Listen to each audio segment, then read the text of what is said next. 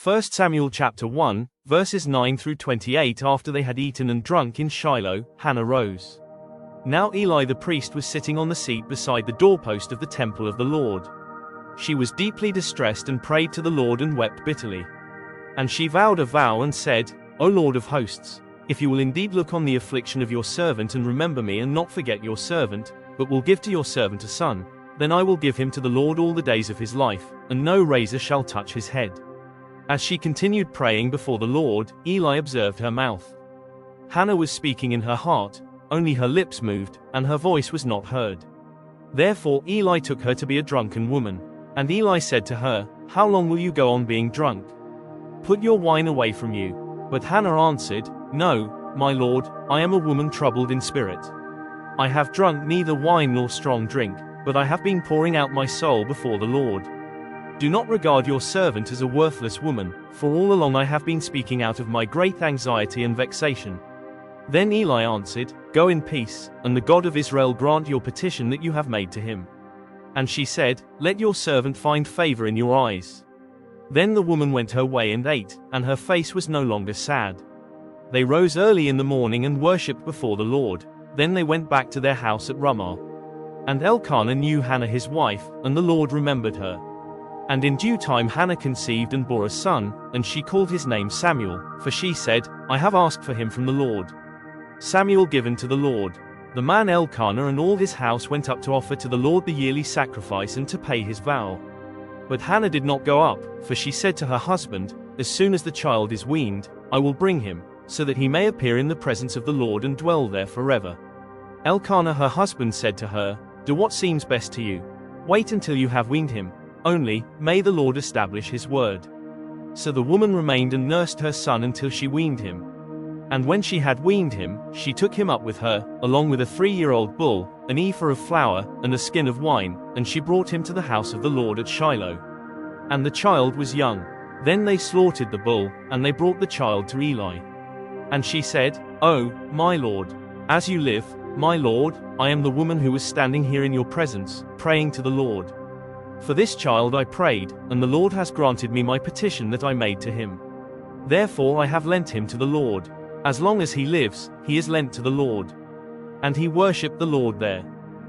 1 Samuel chapter 2, Hannah's prayer. And Hannah prayed and said, My heart exults in the Lord, my horn is exalted in the Lord. My mouth derides my enemies, because I rejoice in your salvation. There is none holy like the Lord, for there is none besides you. There is no rock like our God. Talk no more so very proudly, let not arrogance come from your mouth. For the Lord is a God of knowledge, and by him actions are weighed. The bows of the mighty are broken, but the feeble bind on strength.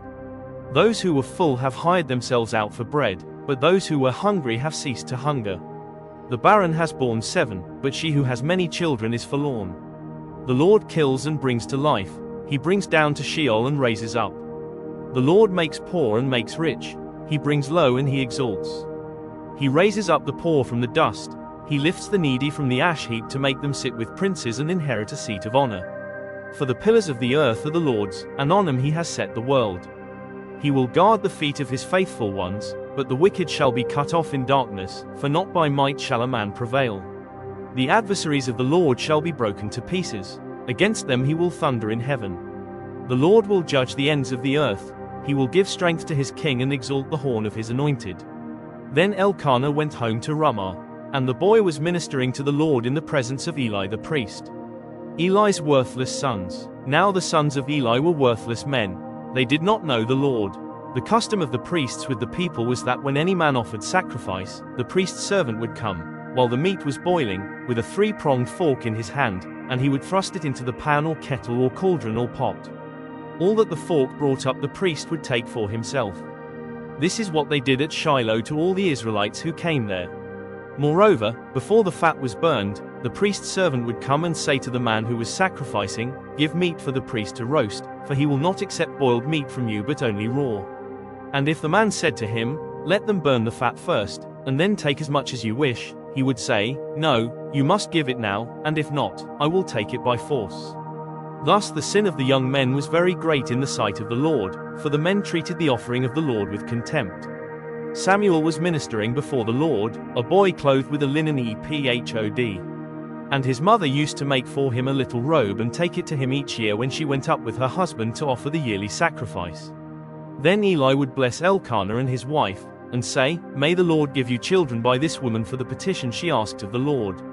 So then they would return to their home. Indeed, the Lord visited Hannah, and she conceived and bore 3 sons and 2 daughters. And the boy Samuel grew in the presence of the Lord. Eli rebukes his sons. Now Eli was very old, and he kept hearing all that his sons were doing to all Israel, and how they lay with the women who were serving at the entrance to the tent of meeting. And he said to them, "Why do you do such things? For I hear of your evil dealings from all these people. No, my sons, it is no good report that I hear the people of the Lord spreading abroad. If someone sins against a man, God will mediate for him, but if someone sins against the Lord, who can intercede for him?" But they would not listen to the voice of their father, for it was the will of the Lord to put him to death. Now the boy Samuel continued to grow both in stature and in favor with the Lord and also with man. The Lord rejects Eli's household. And there came a man of God to Eli and said to him, "Thus says the Lord, did I indeed reveal myself to the house of your father when they were in Egypt subject to the house of Pharaoh? Did I choose him out of all the tribes of Israel to be my priest, to go up to my altar, to burn incense, to wear an ephod before me? I gave to the house of your father all my offerings by fire from the people of Israel. Why then do you scorn my sacrifices and my offerings that I commanded for my dwelling, and honor your sons above me by fattening yourselves on the choicest parts of every offering of my people Israel? Therefore the Lord, the God of Israel, declares, I promised that your house and the house of your father should go in and out before me forever, but now the Lord declares, far be it from me, for those who honor me I will honor, and those who despise me shall be lightly esteemed. Behold, the days are coming when I will cut off your strength and the strength of your father's house, so that there will not be an old man in your house. Then in distress you will look with envious eye on all the prosperity that shall be bestowed on Israel, and there shall not be an old man in your house forever. The only one of you whom I shall not cut off from my altar shall be spared to weep his eyes out to grieve his heart, and all the descendants of your house shall die by the sword of men. And this that shall come upon your 2 sons, Hophni and Phinehas, shall be the sign to you. Both of them shall die on the same day. And I will raise up for myself a faithful priest, who shall do according to what is in my heart and in my mind. And I will build him a sure house, and he shall go in and out before my anointed forever. And everyone who is left in your house shall come to implore him for a piece of silver or a loaf of bread and shall say, please put me in one of the priest's places, that I may eat a morsel of bread. 1 Samuel chapter 3. The Lord calls Samuel. Now the boy Samuel was ministering to the Lord in the presence of Eli. And the word of the Lord was rare in those days. There was no frequent vision. At that time Eli, whose eyesight had begun to grow dim so that he could not see, was lying down in his own place.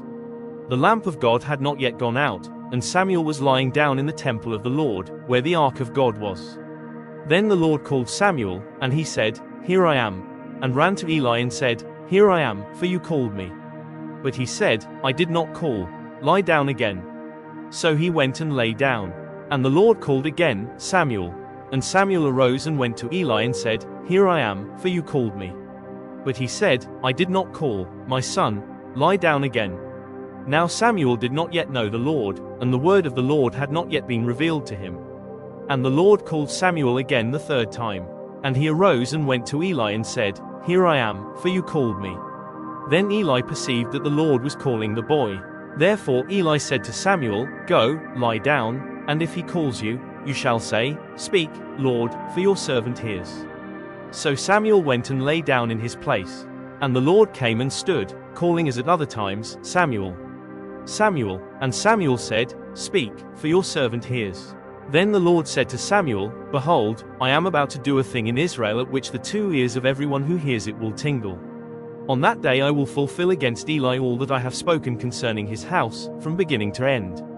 And I declare to him that I am about to punish his house forever, for the iniquity that he knew, because his sons were blaspheming God, and he did not restrain them.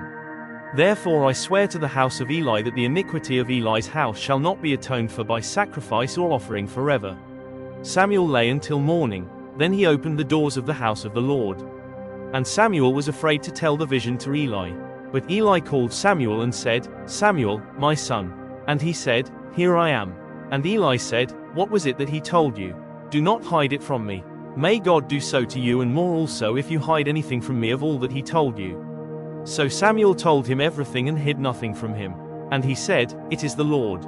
Let him do what seems good to him." And Samuel grew, and the Lord was with him and let none of his words fall to the ground. And all Israel from Dan to Beersheba knew that Samuel was established as a prophet of the Lord.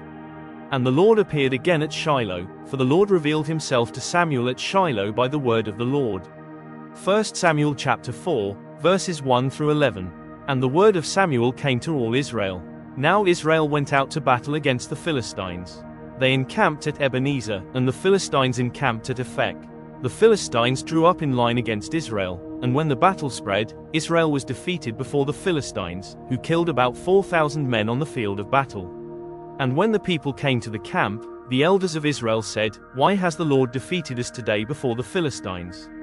Let us bring the ark of the covenant of the Lord here from Shiloh, that it may come among us and save us from the power of our enemies." So the people sent to Shiloh and brought from there the ark of the covenant of the Lord of hosts, who is enthroned on the cherubim. And the two sons of Eli, Hophni and Phinehas, were there with the ark of the covenant of God.